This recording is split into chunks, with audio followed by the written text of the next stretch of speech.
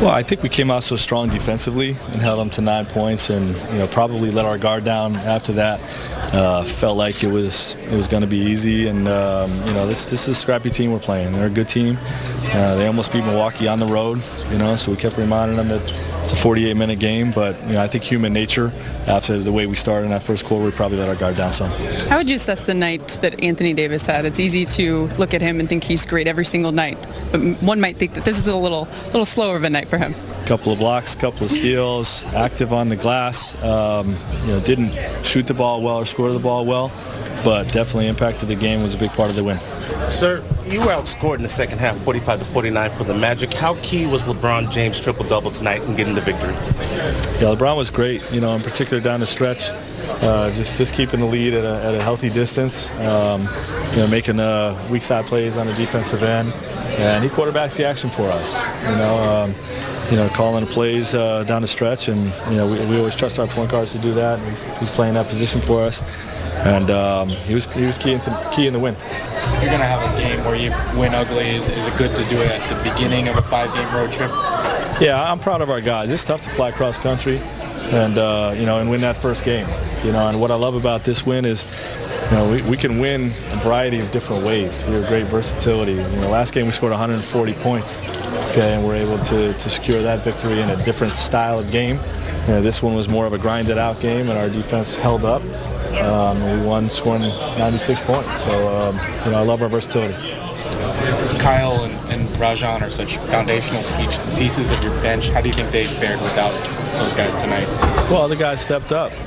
Duds in particular, credit him for staying ready and, doesn't play a lot. Knows his role, knows that he's not going to play on a night-to-night basis, but, when he's needed, he's going to come in and produce. I think he's a plus 16 for the game, knocked down 3 threes, stood up for some teammates, got himself run out of here, and but it was just, he was pivotal in the win. Scoreless in the first half, Jonathan Isaac ended up with 19 points for the game. Can you explain his game? He's a terrific player. He's growing every game.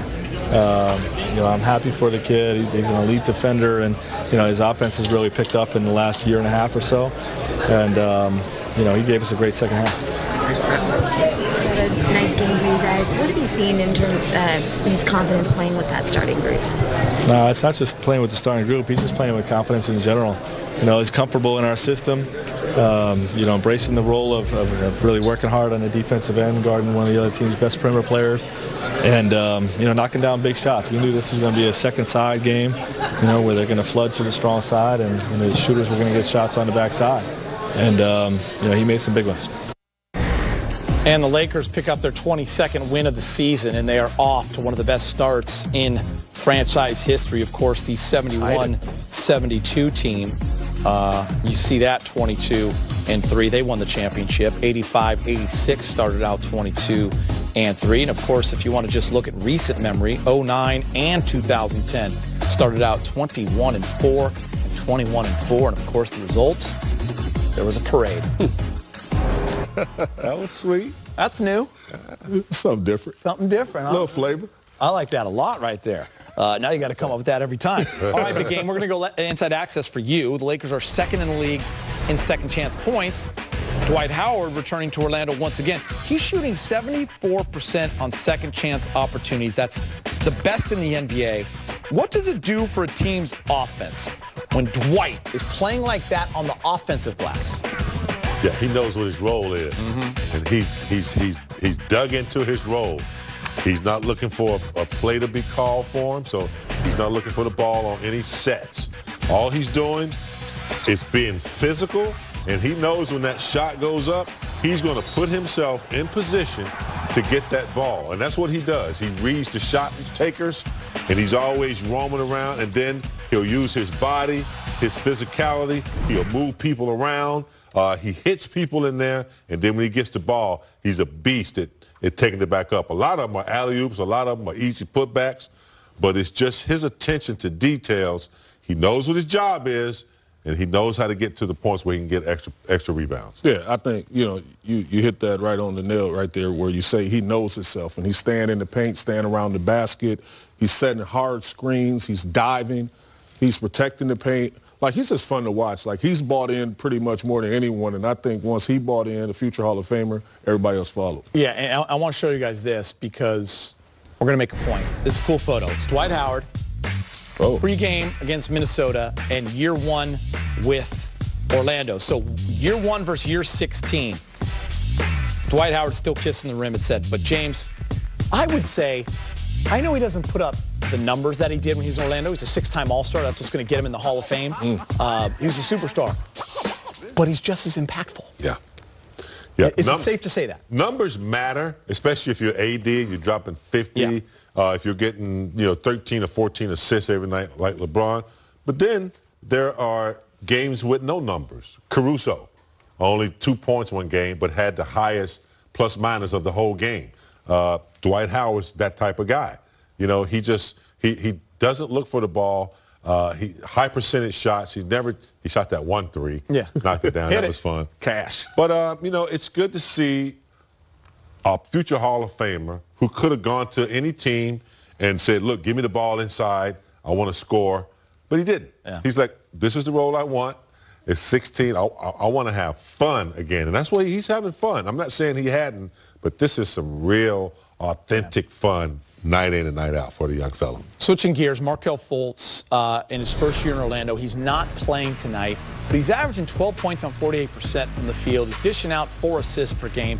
There was a lot of scrutiny surrounding the first overall pick in his first 2 years in Philly because of the struggles with injuries and the hitch in the shot. And he is out tonight with a stomach virus. I think we're all a little bummed on that. I know you are, Karan, because you have a relationship with him. You worked with Markelle in this offseason. Just take us through that process. What changed for him? He was no longer injured. Yeah. One, he was injured and he was hurt. And he was trying to compensate and still be out there on that platform. Now, you cannot compensate and be out there with the world best. It just doesn't work. So this summer, I think that he took a step back to really clear his mind, get healthy, and then start getting better. And he went back to the fundamental basics, and he started playing the game of basketball. He started receiving the information that people was pouring into him because he was able to while healthy. And then now he's able to play, solid basketball, and I think he's trending in the right direction. How big of a mental hurdle was it?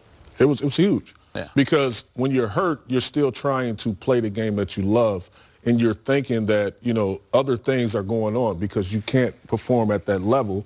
And then when you're telling someone you're hurt, you're being misevaluated, misdiagnosed over there with the 76ers. So the change of scenery was very important for him. Love a comeback story, right, James? I do. And for a young kid, it is the toughest thing to do, Geeter, because in college, you're not pampered, but you're taken care of. You're the man. The sense of urgency is not as bad as in the NBA. Now, when you get to the NBA, everybody around you, doctors, GMs, it's their job to get you on the floor. So sometimes, they're pushing you a little bit. When you're a young kid, you have all this anxiety going on and fear because you know how you feel, and the doctors are telling you, okay, you can go back. So it's tough on young people, and it's good to have mentor Tough Juice here to come in and kind of settle you down and talk to you and get you back on track. Lakers and Magic are about 30 minutes away from tip-off. Avery Bradley is back after missing 13 games with a hairline fracture in his leg. He will come up. LeBron James. LeBron James. Tension starting to build. Dwight goes up for the layup, gets fouls. He comes down. The Magic and Lakers get into a scuffle. Karan, Howard and Carter Williams get technicals. Dudley's going to get ejected because he's going to come in. And Dudley's going to push 3 Magic players, big game, James and Karan, because he told us at the desk on media day, I'm taking the fine, I'm helping out my teammates. That's his job. Not nothing much right here. I think Dwight just trying to nothing go. Stepping up, coming to your defense, and then most importantly, getting the ejection and taking the fine. Dudley's like, see you in South Beach. Stop. He did his job. He did his job. He'll take a few more nights off. He'll be back ready to go. Fisticuffs. He's fine. We said ahead of time, Dudley's going to have to step up a little bit. No Kuz tonight with that sprained ankle, and he did just that. Who's in the corner, Karan? My guy, KCP. Well, it's Danny Green first. I got excited. I like that excitement. Who's in the corner? It's called a cross roll. There he goes. KCP is. That's winning basketball. Got him. Yeah, look at the bench. Let them know you made that shot. And then now It's LeBron. Oh, please. LeBron. LeBron. In your face, Charlie Murphy. LeBron James. Not LeBron James. Fournier misses. Lakers win. Hey, guys, it's not going to be that exciting and awesome every single night. We'll take it at 96-87. The Lakers are now 22-3. They've won 12 road games in a row. They've won 5 games in a row, and they head to Miami to play the Heat on Friday. Let's hear